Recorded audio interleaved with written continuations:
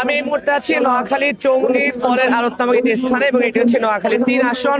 এবং এই স্থানের প্রধান যে প্রতিদ্বন্দ্বী তিনি হচ্ছেন বরকতুল্লাহ বুলু, যিনি জাতীয়তাবাদী বিএনপি থেকে ধানের শীষ প্রতীক নিয়ে এখানে লড়াই করবেন। এবং আজকের এই জায়গা থেকেই কিন্তু আনুষ্ঠানিকভাবে বিএনপির এই প্রার্থী যে পথসভার মাধ্যমে নির্বাচনী যে সভা বা নির্বাচনী প্রচারণা সেটি কিন্তু শুরু করেছে। আপনারা অনেকে জানেন বা সবাই জানেন যে আগামী ১২ই ফেব্রুয়ারি বাংলাদেশে অনুষ্ঠিত হচ্ছে ত্রয়োদশ জাতীয় সংসদ নির্বাচন, এবং এই নির্বাচনকে কেন্দ্র করে যে আনুষ্ঠানিক প্রচারণা তার প্রথম দিনটি কিন্তু আজকে। এর আগে মনোনয়নপত্র যাচাই বাছাই সবকিছু শেষ হয়েছে, প্রার্থিতা প্রত্যাহার করা হয়েছে।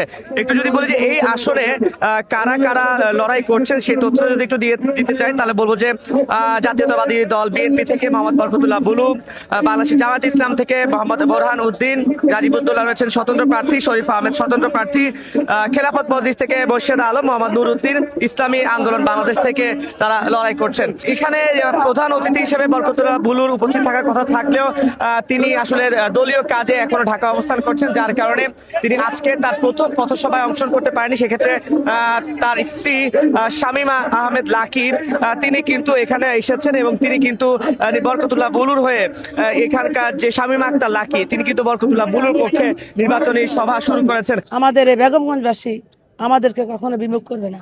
আমরা 91 থেকে এই পর্যন্ত বরকতুল্লাহ বুলুকে, যারা ধানের শীষ মার্কায় বরকতুল্লাহ বুলু সৃষ্টি করেছেন ধানের শীষ মার্কায় ভোট দিয়ে, ওনারাই জানেন। এবং আপনারা যারা আছেন সবাই দেখতে পাচ্ছেন ভীষণ সাড়া আল্লাহর রহমতে।